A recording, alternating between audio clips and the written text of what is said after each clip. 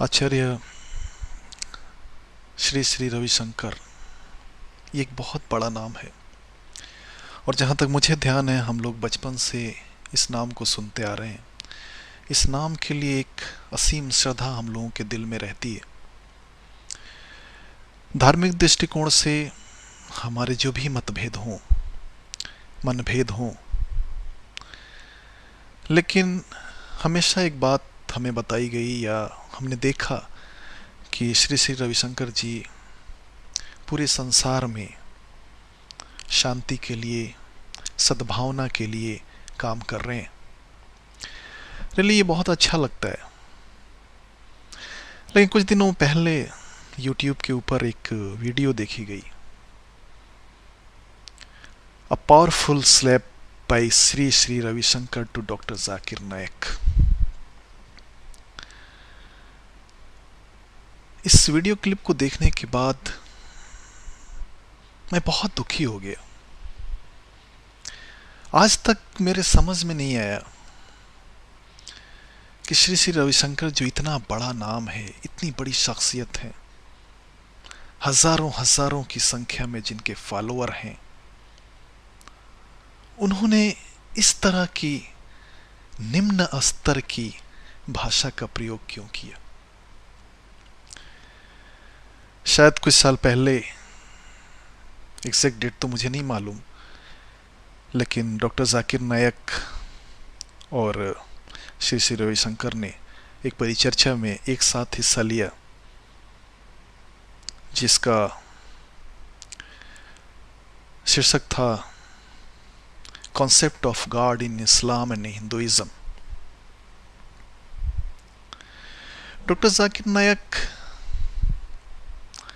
का अपना एक कॉन्सेप्ट है, एक अपनी विचारधारा है, और उनकी जो भी विचारधारा है उससे वो बहुत ही ईमानदार हैं और बहुत ही सशक्त तरीके से अपनी बात को रखते हैं। और सबसे बड़ी बात यह है कि डॉक्टर जाकिर नायक कभी भी कोई बात पर्दे के पीछे नहीं रखते। उसे हजारों लाखों लोगों के बीच बैठकर बड़ी शान से अपनी बात को रखते हैं और आपको भी ये मौका देते हैं कि आप उन्हें काउंटर करें। वो अपनी कोई बात थोपते नहीं। इसलिए उन्होंने श्री श्री रविशंकर जी को भी आमंत्रित किया। दोनों के बीच परिचर्चा हुई। मैंने स्वयं वो परिचर्चा देखी है और मुझे नहीं लगा कि उसमें ऐसा कुछ है जिसके लिए श्री श्री रविशंकर जी को ऐसी भाषा का प्रयोग करना चाहिए था। श्री श्री रविशंकर जी ने उसमें शुरू में ये कहा कि ढाई अक्षर प्रेम का पढ़े सो पंडित होए। ये सब कुछ ऐसी बातें हैं जो कानों को सुनने में बड़ी अच्छी लगती हैं, है ना? बड़ी अच्छी लगती हैं सब बातें कानों को सुनने में। और ऐसा नहीं कि बड़े ज्ञान की बात करी है रविशंकर जी ने कि ढाई अक्षर पढ़े सो प्रेम का पढ़े सो पंडित होए। इस तरह की भाषाएं या इस तरह की चीज़ें हमारे यहाँ ऑटो रिक्शा पर और रेलवे प्लेटफॉर्म पर और बहुत सारी जगहों पे लिखा मिलता है। और अच्छा है, जिस संत ने इस बात को कही है उसने बहुत ही गरिमापूर्ण तरीके से बात कही है। लेकिन अफसोस इस बात का है कि श्री श्री रविशंकर जी को ये तो याद है कि ढाई अक्षर पढ़े सो प्रेम का सो पंडित होए, मगर उन संतों ने और भी बहुत सारी चीजें कही हैं, वो शायद उनको याद नहीं रहा। बानी ऐसी बोलिए मन का आपा खोए, औरन को शीतल करें आपहु शीतल होए। लघुता ते प्रभुता मिले प्रभुता ते प्रभु दीरी, चीटी शक्कर ले चली हाथी के सिर धूरी। ये सभी बहुत सारी बातें।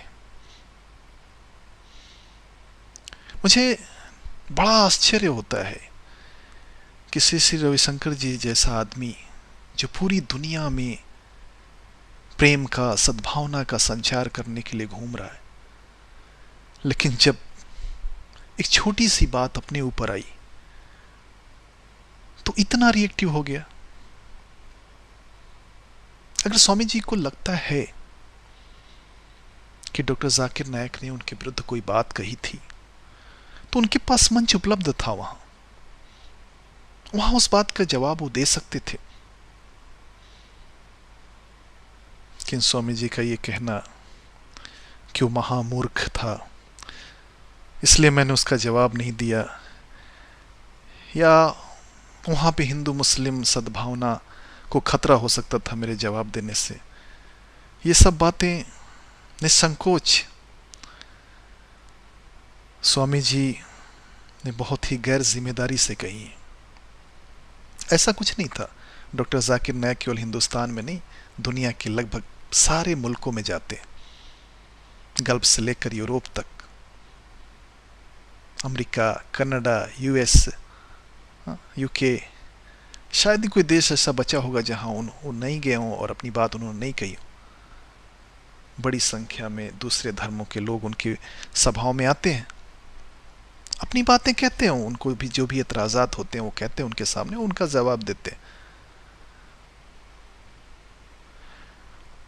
श्री श्री रविशंकर जी के साथ भी जो परिचर्चा हुई उसमें भी ऐसा कुछ भी नहीं था जिसके लिए बात का इतना बतंगड़ बनाया जाए।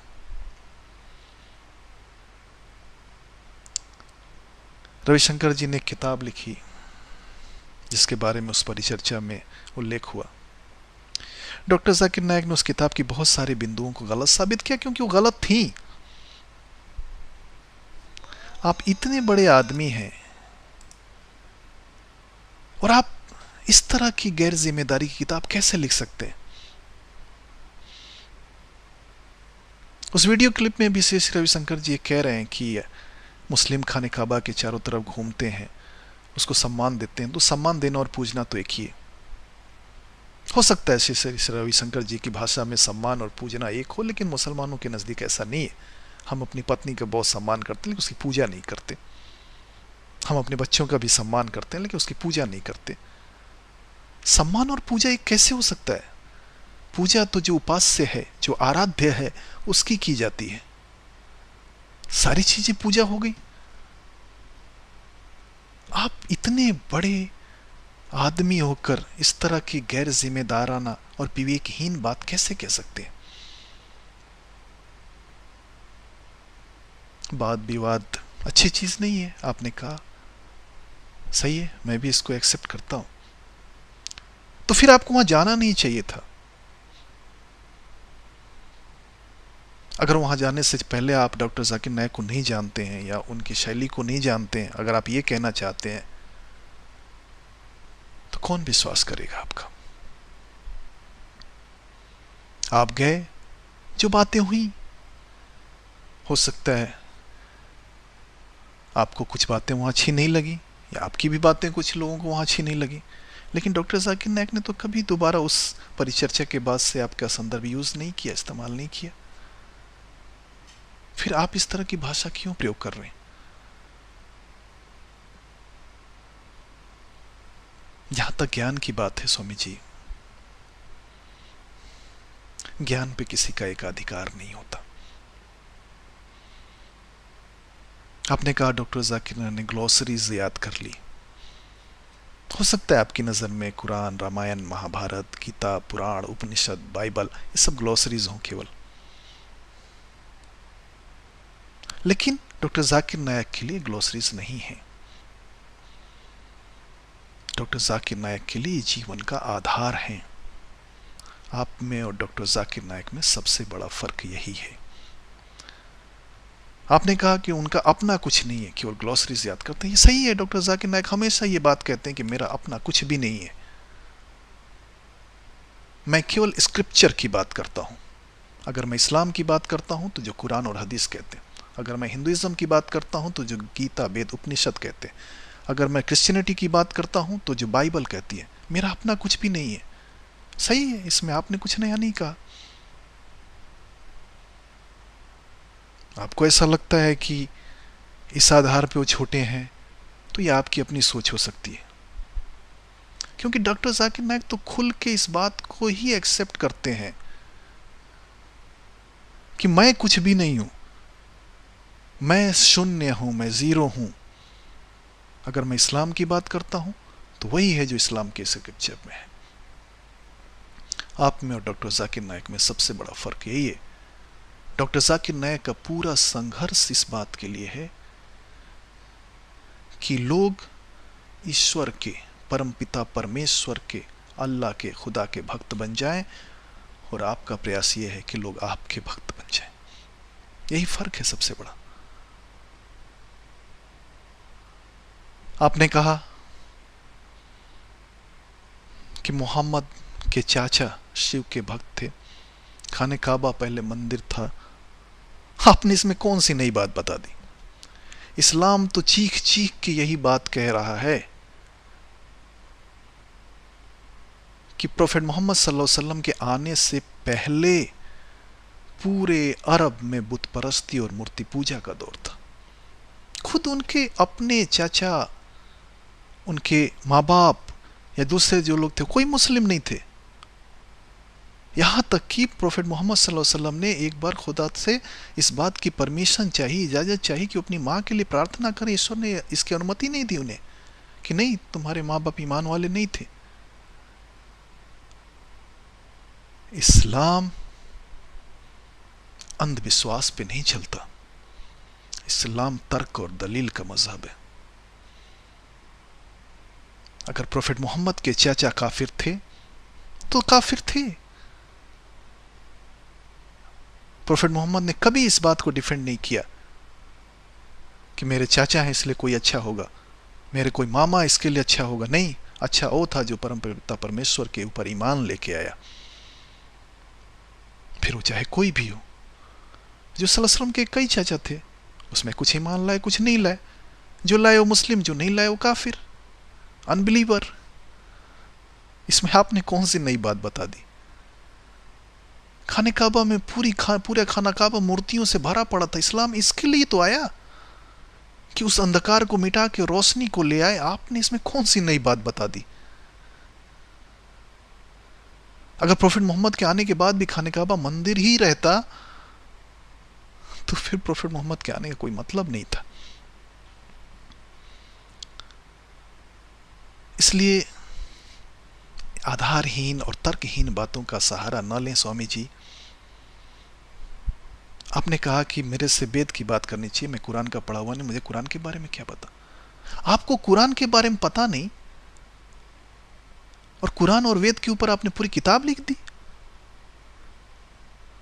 इतने इर्रिस्पॉन्सिबल हैं आप, इतने गैर जिम्मेदार हैं आप। स्वामी जी, बड़ा सादर अनुरोध है मेरा आपसे, विनम्र बेनती है आपसे कि आप उस वीडियो को YouTube से हटा दें, क्योंकि हजारों लाखों लोगों की भावनाएं जुड़ी हैं डॉक्टर जाकिर नायक से। आपको कोई अधिकार नहीं है कि आप उनकी भावनाओं का अपमान करें। अगर आपको ऐसा लगता है कि डॉक्टर जाकिर ने कुछ गलत कहा है तो आप उनसे सीधे परिचर्चा कर सकते हो, तो हर समय तैयार रहते हैं मेरे विचार से। लेकिन पिछले दरवाजे से इस तरह की चीजें वीडियो अपलोड करना, आप सारे संसार को धैर्य, सब्र, प्रेम, सद्भाव का संदेश दे रहे हैं और आप इतना धैर्य नहीं रख पाए कि छोटे से वाद विवाद के लिए आपने पूरे वीडियो पे एक व्यक्ति के ऊपर इस तरह हमला किया। उपदेश देना बहुत आसान है स्वामी जी। अंत में एक बार मैं फिर आपसे निवेदन करूंगा, धर्म के आधार पे नहीं, मानवता के आधार पर, कि आप उस वीडियो को YouTube से हटा दें। आगे आपकी इच्छा। लोकतंत्र में हम किसी को बाध्य तो नहीं कर सकते और करना भी नहीं चाहिए, सबको बोलने का अधिकार है, आपको भी है, मुझे भी है। लेकिन आपका एक बड़ा सम्मान है हम सबके हृदय में, आपकी एक विराट छवि है हम सबके हृदय में। इसके लिए हम कहेंगे कि आप उस वीडियो को हटा के एक सद्भाव का परिचय दें।